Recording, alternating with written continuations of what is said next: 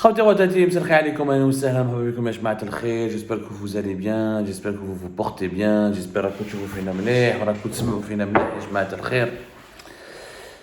والله اليوم راح نحكي لكم une histoire peut-être que beaucoup d'entre vous vont juger extraordinaire, une histoire qui est certainement extraordinaire en soi.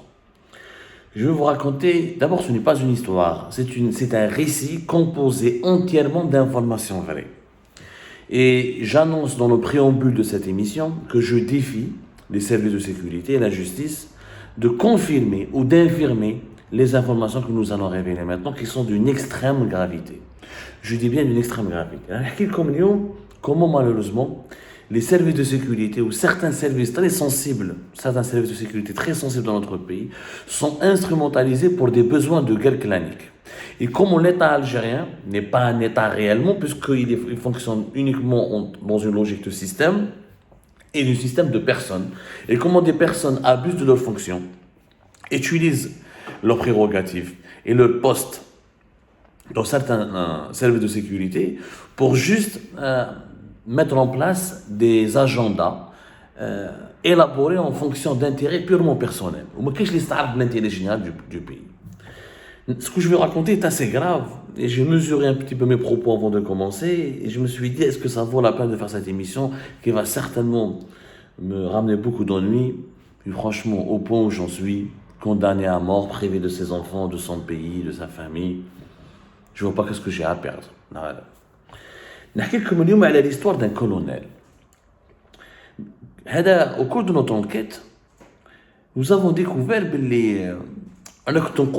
depuis toujours, rappelez-vous, de certaines informations qui sont propagées sur les réseaux sociaux par certains youtubeurs, par certains influenceurs, par certains médias qui n'ont pas de parcours, qui n'ont pas de formation de journaliste, ou là qui disent tout et n'importe quoi, qui mélangent entre la critique et l'analyse et la diffamation, l'insulte et la violation de la vie privée. Voilà, je te recommande beaucoup d'informations diffusées par des pseudo-opposants, ou là, des supposés opposants, ou par des influenceurs là, et des youtubeurs établis à l'étranger, sont malheureusement des fake news, des informations élaborées ou créées en toutes pièces, manipulées dans des laboratoires clandestins des services secrets algériens ou de certains services secrets algériens. Parce qu'au sein des services secrets, maintenant, il n'y a plus d'unité depuis le départ du général Béchir Tartak en 2019. Il n'y a plus d'unité, il n'y a plus de cohésion, il n'y a plus de cohérence. Et je vous rappelle que jusqu'à aujourd'hui, l'Algérie n'a pas de patron des services secrets. Ce qui est quand même extraordinairement grave. C'est la première fois où nous vivons une séquence où depuis mai 2019, date de l'emprisonnement de Béchir Tartak, il n'y a pas de patron des services secrets algériens. Comment ça marche la manipulation des opinions? Comment le régime, certaines chapelles du régime, utilisent des Facebookers, des influenceurs, des youtubeurs connus, ou là qui ont une audience limitée, ou là large, ou là une audience importante, pour alimenter leur propre guerre de clans et leur conquête personnelle du pouvoir. Exemple concret avec un certain colonel, le colonel Boualem Ben Nasser, le Med'ou Hamza. Il était ancien consul à Alicante, en Espagne. Quel consul? حكينا عليه déjà في Algérie Part, ودرنا عليه une émission déjà. On en a parlé lorsqu'il a été enlevé, on en a parlé lorsqu'il a été instrumentalisé et utilisé dans un complot ourdi par des officiers du renseignement militaire en 2021 en 2022 pour abattre Boualem, le conseiller suprême le plus influent de l'entourage du président Abdelmadjid Tebboune. Le colonel Boualem, Hamza, donc officiellement il était consul, il avait le grade de consul, il avait la fonction de consul. En réalité, c'était un agent des services secrets. C'est un procédé classique des services secrets algériens. Il y a quelques postes à travers l'étranger, notamment dans certains pays, les Émirats, la France, l'Espagne, l'Angleterre, les États-Unis, Russie, certains pays importants, des partenaires importants de l'Algérie. Souvent, les ambassadeurs sont des vrais diplomates, mais les consuls et les vice-consuls sont souvent des agents des services secrets qui sont déguisés, c'est-à-dire qu'ils donnent l'identité de vice-consul ou de consul, mais ils sont en réalité, dans la vraie vie, des agents des services secrets. Ils font un travail d'espionnage ou de contre-espionnage, où là, ils ont des missions dans les pays. Ça, c'est de bonne guerre, tout le monde le fait, il n'y a pas que l'Algérie. Les Français le font, les Américains le font, les Israéliens, les Marocains, tous les pays dignes, plus ou moins qui ont une certaine influence sur la scène mondiale, le font. Souvent, les postes subalternes dans les diplomaties reviennent à des espions ou là à des officiers des services de renseignement. La preuve, la DGSE ici en France est dirigée encore depuis pratiquement 2017, non, est dirigée depuis 2019-2020 par Bernard Rémier, qui est l'actuel patron de la DGSE, était l'ambassadeur d'Algérie en France entre 2012 et 2017, si je ne me trompe pas. Laissez-moi juste vérifier. Donc Bernard Rémier, donc lui-même officiellement qui était diplomate, en réalité, c'était un maître espion et un officier du renseignement français. Maouch, c'est pour vous dire, Belé, ne soyez pas choqués quand je vous dis qu'un consul d'Algérie en Espagne à Alicante était en réalité un officier des services de renseignement. Voilà. Bernard Rémy dirige effectivement la DGSE depuis 2017. Il était ambassadeur d'Algérie en France, l'ambassadeur de France en Algérie, pardonnez-moi. Des fois, on confond les deux fonctions tellement les pays sont reliés l'un à l'autre. Il était ambassadeur de France en Algérie de 2014 à 2017. Donc, ce n'est pas extraordinaire. Souvent, dans les appareils diplomatiques, on retrouve des espions, des officiers des services secrets. Hadar colonel Boualem, il a été relevé de ses fonctions en février 2020. Khlaoua poste vide à Alicante. En 2021, il a été officiellement détaché en Algérie à Al-Mawaf, l'école d'Abni Messous. Dès-lors, une affaire de corruption, ou dès-lors, une affaire surtout, comme quoi c'est lui qui manipulait des éléments subversifs. Lui, c'est lui qui donnait des informations à des youtubeurs étrangers. Ils ont cité le nom de Saïd Ben Zdera, ils ont même cité mon nom, Abdou Sammar, MRDZ. Habou يدخلوا له affaire, قالوا له انت اللي كنت تمد les informations à ces youtubeurs, à ces influenceurs, à ces journalistes basés à l'étranger qui dénoncent le régime algérien. Ou l'affaire de corruption, elle concerne des opérations de rapatriement qui ont été accomplies durant la période de la Covid-19, parce que lui, apparemment, même quand il a été enlevé, au début de la Covid-19, il a été maintenu en poste jusqu'à ce qu'il soit rappelé définitivement en attendant de lui trouver un remplaçant. Mais il était officiellement suspendu, mais apparemment, officieusement, en train toujours de continuer son travail en attendant la désignation de son remplaçant. Galou, tu as touché du fric, de l'argent, de la part de 260 Algériens bloqués à Alicante pour les rapatrier. L'enquête a été menée, elle a d'ailleurs été auditionnée. Tout ce que je suis en train de dire, j'ai fait une enquête très précise. D'ailleurs, vous pouvez aller voir les PV qui ont été rédigés par le service central de la police judiciaire. Je dis bien le service central de la police judiciaire de Beni Messous, qui relève de l'antenne de la DGSI, la Direction Générale de la Sécurité Intérieure de Beni Messous. La DGSI, c'est l'une des directions les plus importantes des services secrets algériens et c'est de l'enseignement intérieur. Donc, les PV qui ont été, parce qu'il a été auditionné, il a été mis sous enquête, il a failli faire de la prison d'un colonel Boualem Ben Nasser, alias Hamza, donc tout est tracé. Il y a des documents qui le prouvent, il y a des témoignages, il y a des récits qui le prouvent. Il suffit juste qu'une véritable contre-enquête soit opérée.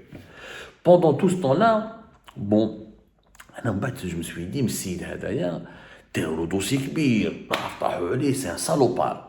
C'est un salopard. Mais quand j'ai approfondi mon enquête, j'ai découvert que le colonel Boualem fait partie de... Ce n'est qu'une pièce.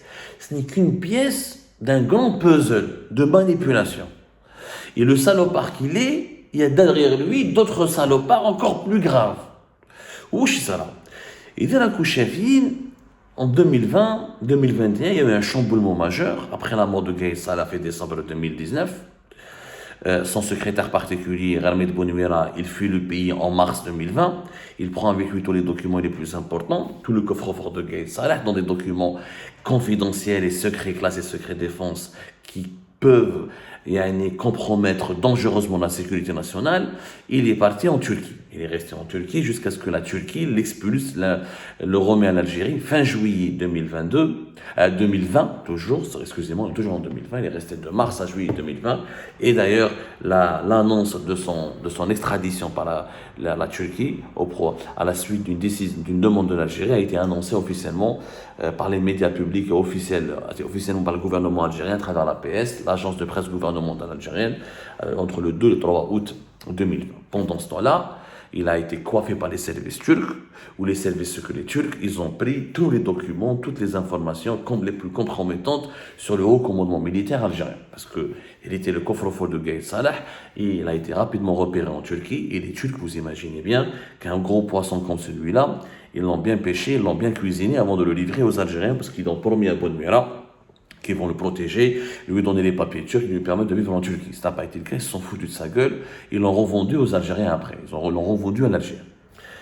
Cette période était un bouleversement majeur, c'est ce qui a préfiguré ensuite la fameuse affaire Bounuera qui a éclaté plus tard.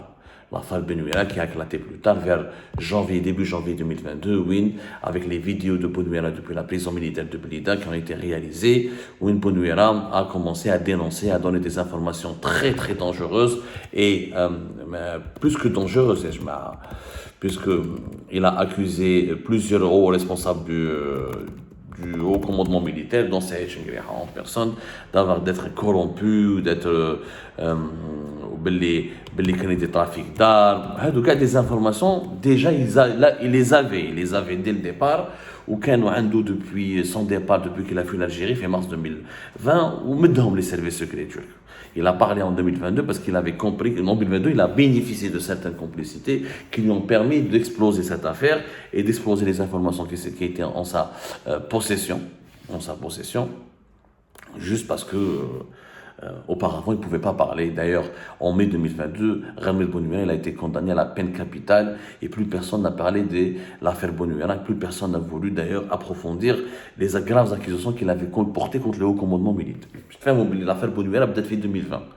Ou je fait janvier 2022, ça a circulé dans les coulisses des services secrets turcs et algériens depuis 2020. C'est qu'un nouveau clan a été installé au sein de la DDSE, qui est la Direction de la documentation de la sécurité extérieure, le corps auquel appartenait le fameux colonel Hamza.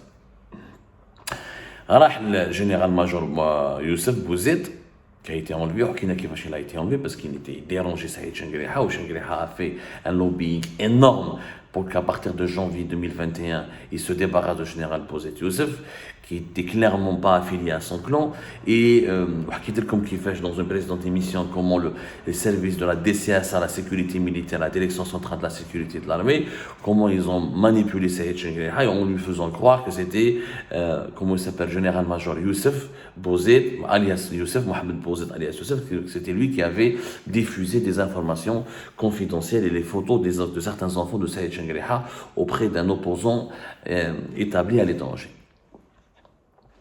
Donc, Saïd Chengriha a été remonté contre le général-major Youssef Bouzid, ou le général-major Mahfoud, alias Nourdin Maqri, qui est un vieux mesquin, qui a été كارثة, كان مريض بزاف, il était pratiquement handicapé, يعني ما كاش كيفاش يخدم مسكين. هو رجع دو معسكر كي دخل عطاو لا دي دي اس او سيتي كان homme de paille. Jette un nouveau groupe, un nouveau clan, dirigé par le colonel Hossein Boulahia, le fameux colonel Hossein Boulahia que l'Algérie avait révélé au monde entier. Le colonel Hossein Boulahia, son nom حقيقي colonel Hossein Abdelhamid. Le colonel Hossein Boulahia parce il se déguisait, il portait toujours la barbe dans les années 90 pour infiltrer des groupes armés islamistes. Ou le lieutenant-colonel Tariq Amirat, qui était le commandant Amirat, qui était l'ex-patron du bureau de sécurité de l'ambassade d'Algérie ici à Paris, et qui a fait de la prison de août 2019 jusqu'à février 2020, où il a été libéré. Ensuite, il a été réhabilité, réintégré. Le colonel Amirat, comme je connais, Sleiman Amirat, qui est une personnalité très influente au sein du régime algérien. Et d'ailleurs, elle se targue, la mère de Tariq Amirat, elle se targue d'être la copine et l'amie, une amie très proche à Saïd Chengriha. Et c'est elle d'ailleurs qui a obtenu la libération de son fils et sa réhabilitation au sein des services secrets. هادو les deux, مع واحد notre commandant commandant Abdelrahman alias Zombla. هادو في ثلاثة, qu'est-ce qu'ils vont faire? Ils vont utiliser les enquêtes auxquelles ont été soumis le colonel Hamza, Boulan Ben Nasser. Ils l'ont vu qu'il était dans la merde, ils l'ont convoqué, ils le chauffent. Nous, on est prêts à effacer tous tes soucis avec les services de la centrale de la police judiciaire de la DGSI. On est prêt à te recommander, on est prêt à intervenir pour te réhabiliter, pour que tu reprennes ton poste à Alicante. Mais on te demande une seule chose, c'est que tu rejoins notre complot, tu rejoins notre clan qui veut faire tomber Boualem, le conseiller le plus important de Abdelmajid Tebboune. Il faut le faire tomber. Je suis un simple colonel.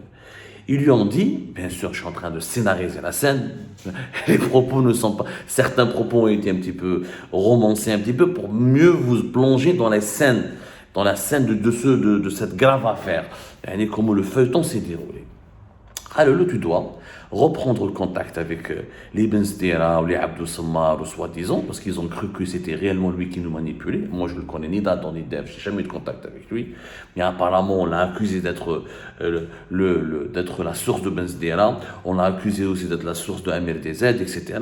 Est-ce que c'est vrai, pas vrai? Je ne saurais pas vous le dire. Ça, je ne saurais pas vous le dire parce que je n'ai pas les éléments qui prouvent ni la véracité, ni ni le mensonge de cette information. Tout ce que je sais, c'est que le lieutenant-colonel Tarek Amirat, Hossein Boulahia ou Abdelrahman alias Zombla ont demandé à Ben Nasser, officiellement alias Hamza, de communiquer certaines informations importantes pour manipuler des opposants ou les leaders d'opinion, parce qu'eux, ils nous considèrent comme des leaders d'opinion, parce qu'on est établi à l'étranger, on continue d'user notre liberté d'expression pour pouvoir influencer l'opinion publique et dénoncer encore le régime algérien. Ils lui ont demandé un certain nombre d'interventions sur des dossiers de corruption, sur des dossiers qui impliquent l'entourage de Abdelmajid Tebboune, notamment Boualem Boualem. L'objectif était de diffuser, de nous donner des informations à nous pour faire tomber Boualem Boualem et une autre personnalité, le général Abdelghani Rachdi. Abdelghani Rachdi, c'était qui? C'était le patron de la DGS, la Direction Générale de la Sécurité Intérieure, d'avril 2020. C'est lui qui a succédé à Louessini Bouazza, lorsque Louessini Bouazza a été enlevé par Tebboune et Chengueleha et placé en détention dans la prison militaire de Blida.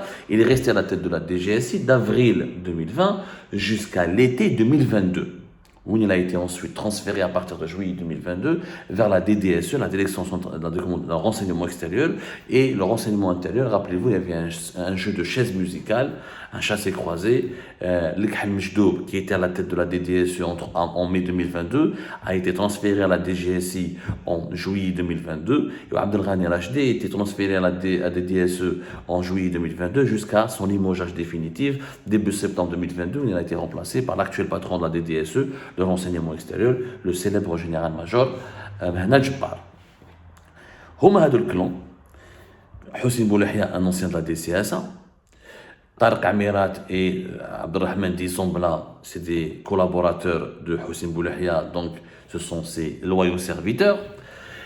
Hossein Boulahia était en contact avec son parrain direct, c'était le colonel Omar, alias Omar Ouedzmelli, qui était le frère du général-major, qui est devenu général-major plus tard, Sidi Ali Ouedzmelli, qui est l'homme qui a dirigé la direction centrale de la sécurité de l'armée de 2020 jusqu'à 2022, date de son limogeage, après le gros scandale dont Algérie Part avait révélé grandement les grandes lignes, l'avait révélé avec beaucoup de précision les grandes lignes, le fameux scandale dans les officiers comploteurs d'août 2022, dans lesquels était impliqué le colonel Omar, le frère de Sidi Ali Ouedzmelli, et notamment le lieutenant-colonel Tarek Amirat. Il n'y a que Hossein Boulahia qui s'est le complot, parce qu'il n'a jamais, il a été juste placé en garde à vue, ensuite il a été relâché. Mais avant que le scandale éclate, durant toute l'année 2021, ce clan, au sein de la DDSE, avec ses relais au sein de la DCSA, étaient les véritables maîtres les plus puissants des services secrets algériens. D'ailleurs, comme je vous ai expliqué, ce sont eux qui ont bloqué, par exemple, ce sont eux qui ont bloqué mes enfants, c'est eux qui ont empêché mes enfants à ce qu'ils me rejoignent ici en France pour qu'ils puissent voir leur père en 2021, en été 2021. Ils ont essayé de me manipuler en faisant croire que c'était Boualem qui a demandé cette mesure, alors que ce n'était pas Boualem qui avait demandé cette mesure, c'était eux qui avaient préconisé cette mesure à la présidence, et la présidence n'a fait que là, leur dire, la valider leur feuille de route, elle leur a dit, c'est vous qui êtes responsable de ces éléments de la lutte ou de la neutralisation de ces éléments subversifs installés à l'étranger, c'est à vous de les gérer. Bon, le colonel Hamza, qui cherche l'Hikaya, il fallait dénoncer, il fallait qu'il s'attaque à Boualem, à l'entourage de Tebboune, il fallait qu'il prenne en contact avec Ben Sdera, avec MRDZ, etc. Khaf, il a refusé. D'après en tout cas mes investigations, qu'il a refusé. Je ne veux pas, non, je ne veux pas être utilisé. Les éléments subversifs, c'est pas moi. Il a nié tout contact avec les éléments subversifs. Il a refusé de servir de relais de propagande. Qu'est-ce qui s'est passé? Ils l'ont malmené, ils l'ont soumis à une enquête. Il a été mis sur écoute. Madika, il a été à la frontière marocaine, du côté de Béchar, où il a évolué, il a travaillé dans des conditions très hostiles. Et quand il a été malmené, c'est lui qui a raconté dans ses PV, lui, il n'avait rien à voir avec les éléments, ce qu'on appelle les éléments subversifs établis à l'étranger, que c'est contraire. Ce sont des responsables au sein de la DCSA et au sein de la DDSE qui lui ont demandé de faire ce travail-là. Pourquoi? L'objectif était quoi? De s'attaquer il voulait que Colonel Ben Nasser entre en contact avec moi pour qu'il me manipule et pour qu'il essaie de me persuader que c'est le général Rachdi qui a bloqué mes enfants. Comme ça, moi, je vais attaquer le général Rachdi et je vais sortir tous ces dossiers et comme ça, tout le monde va l'enlever. Et que j'attaque ensuite Boualem en faisant croire que Boualem, c'est lui qui soutient Rachdi et c'est lui qui fout la merde dans le pays. Donc voilà comment c'est pour ça, moi, quand une information elle est diffusée, il faut faire très très attention, il faut la vérifier, il faut la confirmer, il faut la comparer, il faut vérifier les intentions de la source, et après il faut juger de l'opportunité de publier une information à tel moment et à quel moment. C'est ça le travail du journaliste. Quand on est youtubeur, influenceur, ou là, il cherche le buzz, et il clique, ou là, il balance n'importe quoi sans réfléchir, sans vérifier, sans contextualiser les informations qu'on lui fait parvenir. Donc, جماعة هادو يا جماعة ما خرج بالناصر هذا بوعلى ما مشالهمش رماو قسامو في بشار les manipulations n'ont pas fonctionné. Ils ont opté pour un autre plan ensuite pour se débarrasser du général Rachdi. Pourquoi Rachdi est dérangé? Pourquoi le général Rachdi est dérangé? Dans une deuxième émission. Parce que le général Rachdi, Abdelghani Rachdi, il a obtenu. Et je suis l'ami de personne. Non? Moi, je promets qu'il a dénoncé Ben Nasser, j'ai dénoncé Boulahia, j'ai dénoncé Tarek Amirat, j'ai dénoncé Rachdi. Moi, je les ai dénoncés tous. Mais je vous raconte des faits pour vous démontrer comment dans notre pays, des institutions sécuritaires très sensibles sont utilisées malheureusement pour des besoins de complot interne, pour des besoins uniquement de politique, pour des ambitions carriéristes purement politiques. Et ce sont les institutions de sécurité les plus sensibles du pays qui sont affaiblies et rabaissées et fragilisées à cause de ces guerres interminables et de ces instrumentalisations politiques malsaines et normalement illicites et immorales. Je reviendrai sur l'affaire Rachdi et comment en général, lorsque le plan, et pourquoi justement le clan de Boulahia, les officiers du renseignement militaire et extérieur, pourquoi ils ont voulu à tout prix manipuler des éléments subversifs ou des influenceurs subversifs ou installés à l'étranger pour liquider le général Rachdi pour une raison très simple mais assez dangereuse, c'est qu'il avait obtenu des informations, il avait obtenu toute une copie du flash disk ou du coffre-fort ou des documents et des contenus qui étaient cachés dans les flash disks et les CD-ROM et les coffres-forts entre guillemets, les valises secrètes de Gharmet Bounuera qui ont été ensuite emmenées en Turquie. La suite dans le deuxième épisode, Inch'Allah, soyez patients.